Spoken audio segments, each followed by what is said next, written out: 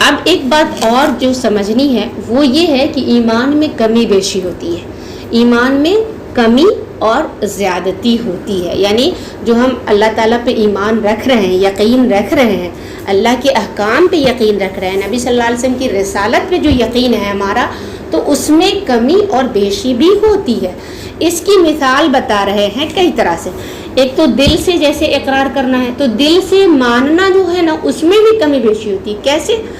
آپ ایک چیز جو ہے آنکھوں سے دیکھتے ہیں، اس پہ آپ زیادہ بلیو کرتے ہیں، زیادہ یقین کرتے ہیں.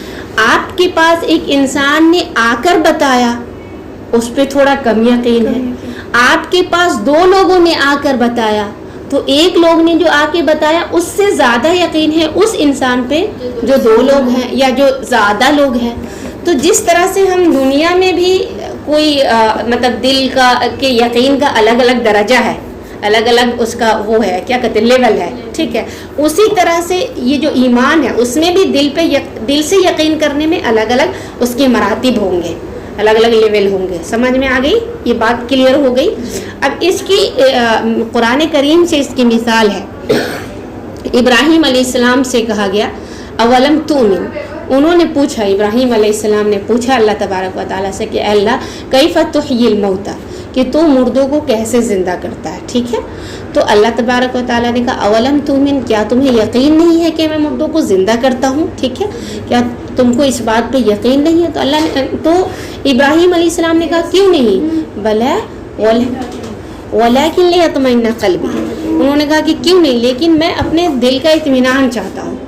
ابراہیم علیہ السلام نے کہا میں اپنے دل کا اطمینان چاہتا ہوں. بیسیکلی یہ ہے سورہ بقرہ کی یہ آیت ہے، اس میں یہ ہے کہ انہوں نے اللہ تعالیٰ سے کہا کہ میں چاہتا ہوں دیکھنا اور اس کو میں ایکسپیرینس کرنا چاہتا ہوں، کہ مطلب میں اپنے ہاتھوں سے کرنا چاہتا ہوں تیری اجازت سے، مطلب اللہ تعالیٰ ہی وہ طاقت دیں گے تو میں دیکھنا چاہتا ہوں. پھر انہوں نے باضابطہ لیا اور پرندے کو اور الگ الگ پہاڑ پر رکھا، اس کے الگ الگ جز کو، اور اس کو پھر اللہ تعالیٰ نے اپنے اس سے اجازت سے مطلب انہوں نے پھونکا، تو اس طرح سے پھر ان کے اندر روح آ گئی. سمجھ رہا ہے؟ مطلب پورا ابراہیم علیہ السلام نے اس کا کیا، ایکسپیرینس کیا اللہ تعالیٰ کی اجازت. ٹھیک ہے، اللہ تعالیٰ نے ان کو دیا اس طرح سے دیکھنے کا. تو ایسا وہ کیوں کرنا چاہ رہے تھے؟ ان کو یقین تو تھا، ایمان تو تھا، لیکن دل کے اطمینان کے لیے، اس ایمان کے بڑھاوا کے لیے. سمجھ رہے؟ چونکہ ایکسپیرینس کیا، انہوں نے تجربہ کیا، تو ان کا ایمان کیا ہے، بڑھ گیا. اس کو ایک عام انسان بھی احساس اور تجربہ کر سکتا ہے. کیسے؟ انسان جب ایک ایسی مجلس میں ہو جس میں اللہ تبارک و تعالیٰ کا ذکر ہو، جب دوزخ سے ڈرایا جائے اور اس کی سزاؤں کا ذکر کیا جائے، جنت کا ذکر ہو، جنت میں جو نہریں ہوں گی اور اس میں جو انعام و اکرام ہوں گے، ان سب چیزوں کا ذکر ہو، شہد کا ذکر ہو، ہے نا. اور جنت کے بارے میں کیا ہے کہ اس میں وہ نعمتیں ملے گی مالا عین رأت ولا اذن سمعت ولا خطر علی قلب بشر، کہ جو نہ کسی آنکھ نے دیکھا ہے اور نہ کان نے سنا ہے اور نہ کسی دل نے سنا ہے. ٹھیک ہے، اس طرح کی نعمتیں ہیں، یعنی ہماری تصور سے بالا ہے، ہماری سوچ سے بالا ہے، سوچ سے اوپر ہے. سمجھ رہے ہیں؟ ہم وہاں تک ہم سوچ نہیں سکتے، ایسی نعمتیں ہیں اس کے اندر، جنت کے اندر. اور جو ہماری خواہش ہوگی، جو ہم چاہیں گے وہ ہم کو ملے گا جنت میں. تو جب ہم یہ باتیں کرتے ہیں، یہ ذکر کرتے ہیں، تو اس سے کیا ہوتا ہے، ہمارا ایمان بڑھ جاتا ہے. اب ہوتا کیا ہے، ہم جب ایسی مجلسوں میں بیٹھتے ہیں، ابھی آپ جائیں اور بات کریں، ہنسی مذاق کریں، ادھر ادھر کی باتیں کریں، تو وہاں سے پہ ہمارا ایمان کم ہو جاتا ہے. وہاں پہ ہم دنیا میں زیادہ مشغول ہو جاتے ہیں، اللہ کا ذکر کم کرتے ہیں. یہاں پہ ہم اللہ کا ذکر کر رہے ہیں، ضروری سی بات ہے ثواب ہمیں مل رہا ہے. ٹھیک ہے نا. ویسے بھی ہے کہ جہاں پہ اللہ کا ذکر ہوتا ہے تو فرشتے وہاں پہ وہ ہو جاتے ہیں، سکینت نازل ہوتی ہے، یہ ساری چیزیں تو ہیں ہی ہیں. اور ایمان بڑھ جاتا ہے کہ ہمارا خواہش ہونے لگتا ہے، ہمارا دل یہ چاہنے لگتا ہے کہ اب اور اچھا کریں گے انشاءاللہ تعالیٰ. ایسا کام جو اللہ سے قربت کا ذریعہ ہو، ایسا کام جو جنت میں دخول کا ذریعہ ہو، جنت میں داخل ہونے کی وجہ ہو. سمجھ رہے ہیں؟ جس سے جنت میں داخل ہو سکے، تو ایسا کام کریں گے تو ہماری خواہش بڑھنے لگتی ہے ایسی مجلسوں میں بیٹھنے سے. تو اس کا مطلب یہ ہے کہ ایسی مجلسوں میں بیٹھنے سے ایمان ہمارا بڑھ جاتا ہے. ٹھیک ہے. اب زبان کے ذریعہ بھی ایمان بڑھتا ہے اور گھٹتا ہے. زبان کے ذریعہ ایمان کیسے گھٹتا بڑھتا ہے؟ جو آدمی اللہ کا ذکر کر رہا ہے دن و رات، یا جو انسان تسبیح پڑھ رہا ہے 10 بار، یا اللہ اکبر پڑھ رہا ہے، یا لا الہ الا اللہ وحدہ لا شریک لہ پڑھ رہا ہے، کوئی 10 بار پڑھ رہا ہے، کوئی 100 بار پڑھ رہا ہے اور کوئی نہیں پڑھ رہا ہے، تو ضروری سی بات ہے جو زیادہ پڑھ رہا ہے اس کا ایمان کیا ہے؟ بڑھا ہوا ہے. سمجھ رہے؟ اسی طرح سے عمل میں بھی کہہ رہے ہیں کہ جو اخلاص کے ساتھ عبادت کرتا ہے، ایک انسان ہے جو اخلاص کے ساتھ عبادت کرتا ہے، بہت دل کے ساتھ کرتا ہے، اللہ تبارک و تعالیٰ کے لیے کرتا ہے. ایک انسان ہے جو ایک بوجھ سمجھ کے کرتا ہے کہ ہاں ہم کو کرنا ہے. ایک انسان بہت دل سے ضروری ہے ایسے ہی کرتا ہے. ایک انسان ہے جو اس میں بھی کوتاہی کر رہا ہے یا چھوڑ دے رہا ہے، تو وہ تو خیر سزا کا بھی مستحق ہے، وہ تو الگ ہے. تو ضروری سی بات ہے اس کے ایمان میں کمی ہے. سمجھ رہا ہے؟ تو یہ چیز ہے. اور اس کی مثالیں ہیں. اللہ تبارک و تعالیٰ کا ارشاد ہے سورہ مدثر کی آیت ہے وَمَا جَعَلْنَا عِدَّتَهُمْ إِلَّا فِتْنَةً لِّلَّذِينَ كَفَرُوا لَيَسْتَيْقَنَ الَّذِينَ أُوتُوا الْكِتَابَ وَيَزْدَادَ الَّذِينَ آمَنُوا إِيمَانًا. اللہ تعالیٰ نے کہا کہ جہنم پہ کتنے داروغہ ہیں؟ علیہا 19 کہ جہنم پہ 19 داروغہ ہیں. کتنے ہیں؟ 19 ہیں، 19 داروغہ ہیں. ٹھیک ہے.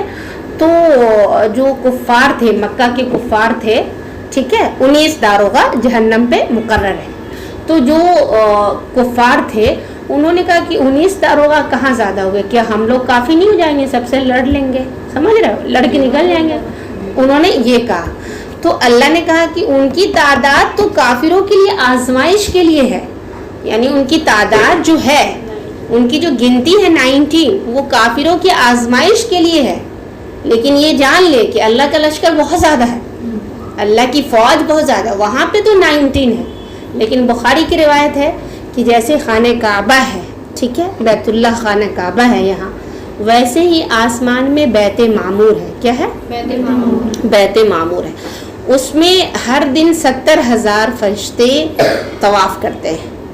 ہر دن 70,000 فرشتے طواف کرتے ہیں، اور ایک فرشتے کی باری دوسرے دن نہیں آتی ہے.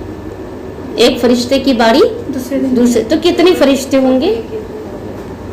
ہم سوچ سکتے ہیں کتنے فرشتے ہوں گے؟ ہم نہیں سوچ سکتے ہیں. تو یہ جو تعداد، جو کافروں نے کہا کہ ہم تو لڑائی کر لیں گے، تو کہا کہ کافروں کے لیے آزمائش، لیکن اہل کتاب جن کو کتاب دیا گیا ہے ان کے یقین کا ذریعہ ہے، تاکہ وہ یقین کر لے اور تاکہ مومنوں کا ایمان بڑھ جائے. ٹھیک ہے. تو مومنوں کا تو ایمان بڑھ جاتا ہے جو بھی بات سنتے ہیں. لیکن جو مومن نہیں ہوتے، جب قرآن کی باتیں سنتے ہیں، دین کی باتیں سنتے ہیں، تو ان کا ایمان گھٹ جاتا ہے اور گھٹ جاتا ہے. کیوں؟ جب وہ ایسی جگہ پہ بیٹھتے ہیں تو ان کے اوپر ایسا لگتا ہے کہ کچھ سوار ہے، کچھ بوجھ ہے.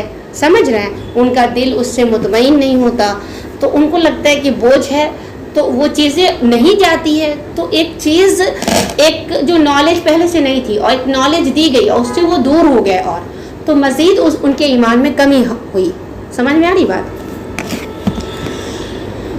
صحیح حدیث میں نبی صلی اللہ علیہ وسلم کے فرمان میں آیا کہ آپ نے ایک بار خواتین سے خطاب کر کے فرمایا کہ میں نے تم عورتوں سے بڑھ کر کسی کو کم عقل اور ناقص سے دین نہیں پایا، دین میں کم نہیں پایا، جو ایک اچھے بھلے سمجھدار آدمی کی عقل کو کھو دیتی ہے. تو یعنی عورتوں کے دین میں نقص ہے، کمی ہے. ٹھیک ہے. عورتوں کے دین میں کمی کیوں ہے؟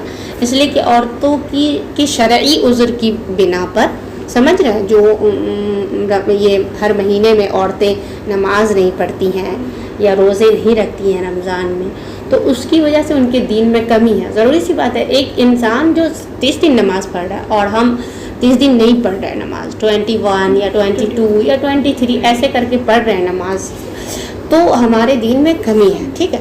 ہم پر اس پہ گناہ نہیں ہے، ہم کو معافی دی گئی ہے، لیکن ان دنوں کا ثواب تو نہیں ملے گا نا. سمجھ رہے ہو؟